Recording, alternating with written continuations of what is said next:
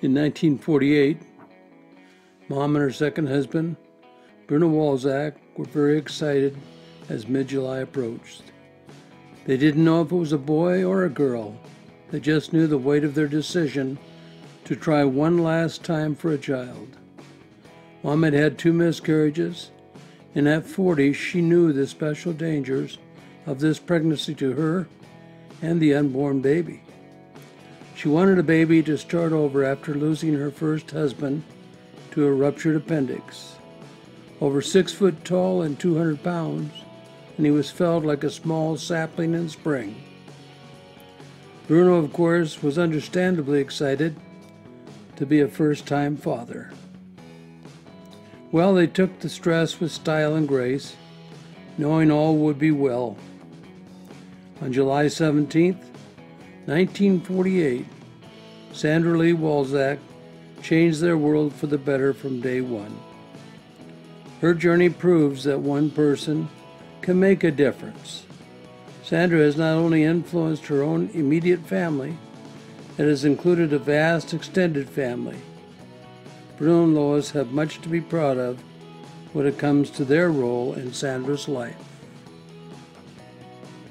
Probably should be noted up front that without the aid of John Salapka and Sandra's children, many of the things she's accomplished she wouldn't have been able to accomplish.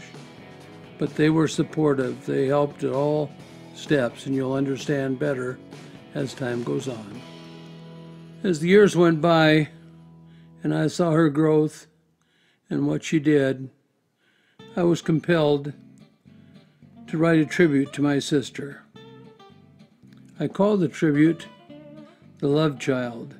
I'll read it now. Our sister Sandra was a love child, if there ever was one. Born to a mother, a widow of 6, from a dad that only knew hard work as his mistress, a mistress second only to his wife. Both of them lonely on the high plains of Montana, missing Wisconsin and its hills, trees, and the beautiful view of the lake.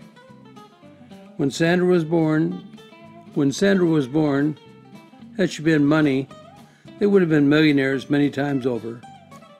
With all their hardships then, and those yet to come, she was their constant reminder that life was good, and they loved her pure heart. Sandra was more than a daughter to her mother and her dad. She was a companion and a friend, the best they ever had. Flowed freely, never withheld, and happiness became grandchildren to hold in their barren land. Of the grandchildren, their timing was the best. Grandma and Grandpa had the maturity and the time to understand the importance of these children in their life. Sandra held her mother's hand and helped her pass from this life with a promise. Her father she would keep in comfort and safety the rest of his days. With the help of her husband John and her young family, they kept that promise and so much more. For foster and adopted children alike, Sandra loved them all unconditionally, not for glory or others' recognition, just representing her parents in the best way she knew to honor their tradition. That's our baby sister of whom we are so proud.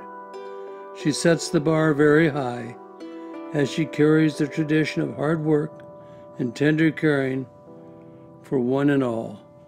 It's my tribute to my baby sister.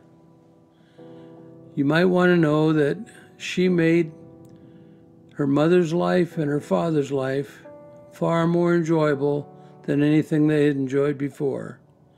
She gave them the pleasures of family, the joy of grandchildren, and the joy of support. Sandra was never a problem to her mother.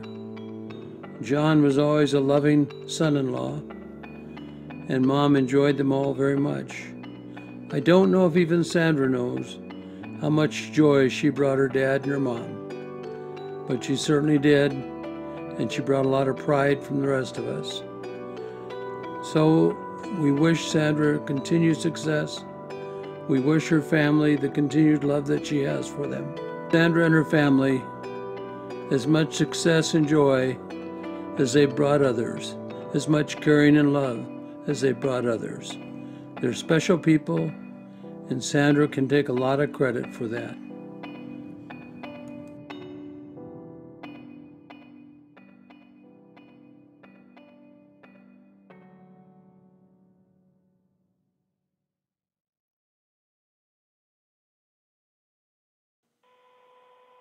Hi, Mom. This is your daughter, Theresa, and I heard that there was a tribute being made for you, and I just wanted to say a few words.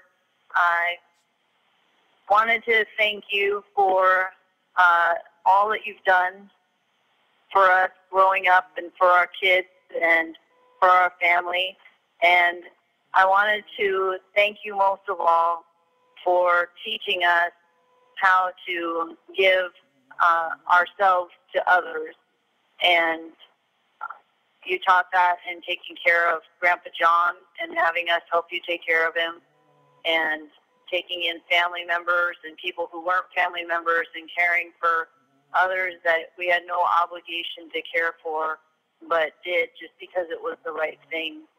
And I think that has helped shape all of us kids into the people we are today. And I just wanted to say thank you, and I love you. And I know you don't hear it enough, but thank you for all that you've done for all of us. I love you. We love you, Mom. Thanks for all that you do. This is your son, John. I'd like to say thank you for always being there for us, no matter what, giving us guidance, helping us out along the way, no matter how good or bad we were.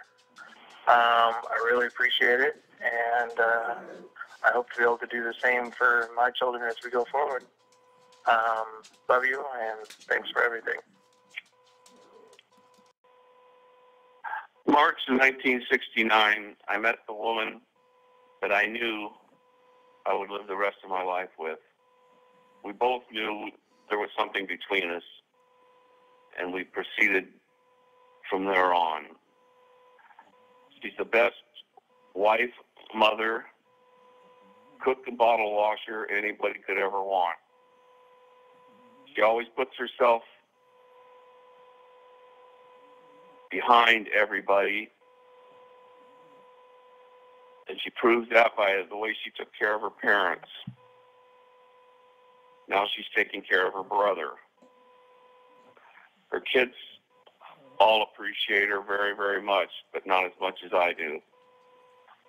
If I had to do over again, I would do it in a heartbeat. You couldn't ask for a better person.